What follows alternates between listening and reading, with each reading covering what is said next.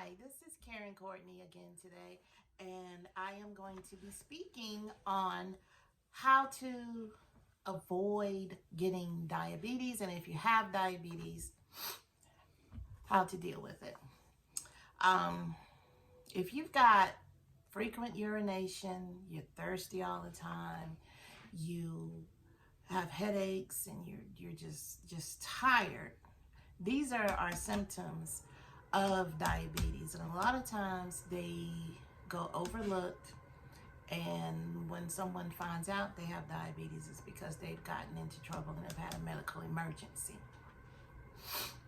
Now, I have been a nurse for going on 11 years, and primarily a lot of my job right now as a home health nurse involves teaching patients about their illnesses.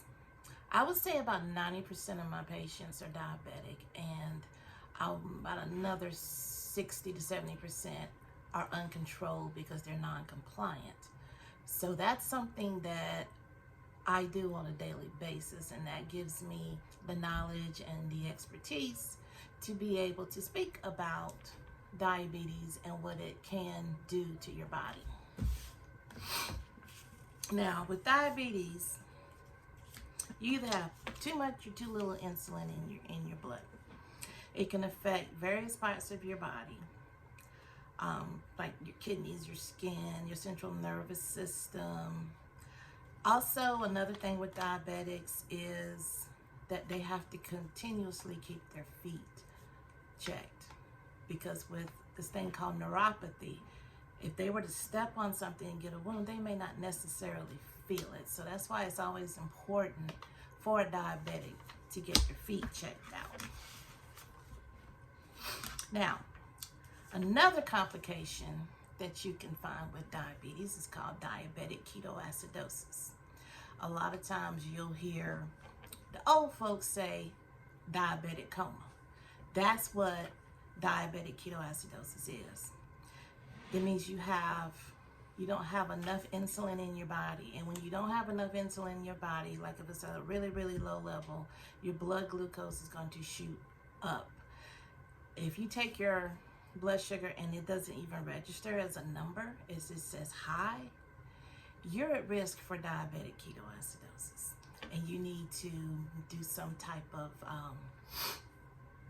get some type of insulin in your body, or you may even need to head to the emergency room, depends on how severe it is. Because this thing, it can be really life-threatening. People have lost their lives, and it's something that can be easily prevented. Now, hyperglycemia. Hyperglycemia is another part of diabetes where your blood sugar is too high. You have too much sugar in your urine. Mainly it's because you've eaten something you should not have eaten. You've eaten something that's high in sugar. And also, certain medications can give you those side effects. Now, hypoglycemia, which is the opposite, can leave you confused and shaky. You can become lightheaded, have heart palpitations, and that's when you have too much insulin in your system and your blood sugar is too low.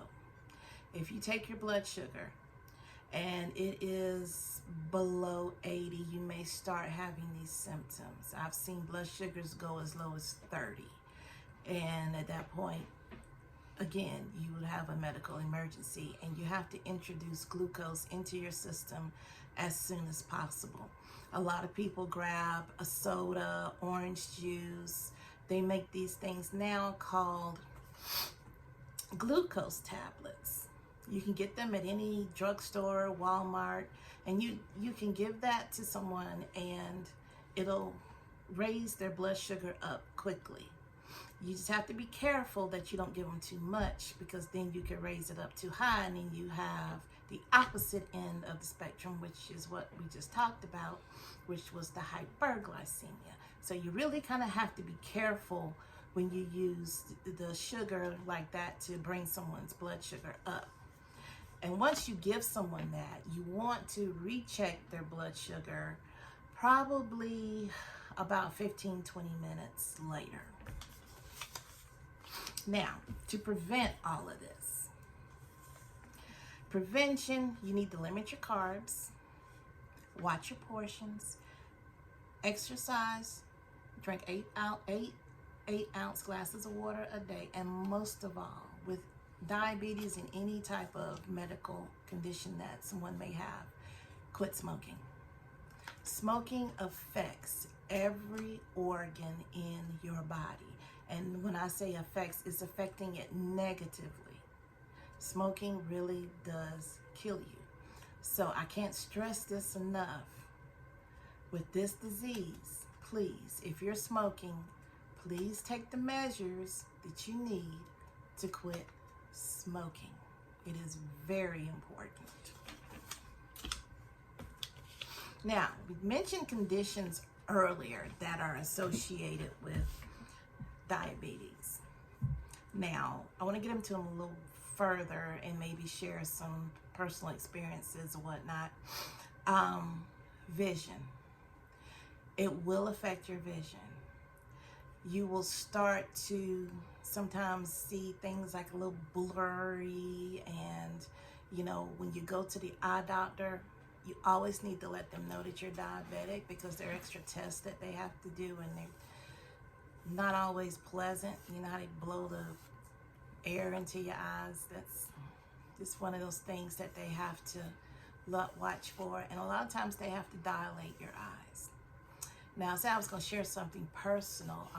My late father, he was diabetic, and you know, he controlled it pretty well with his diet and whatnot, and took his medication. Well, he started to have vision problems.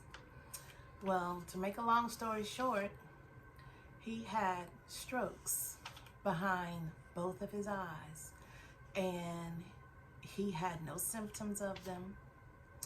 There was nothing to indicate anything about him having any type of stroke. And as a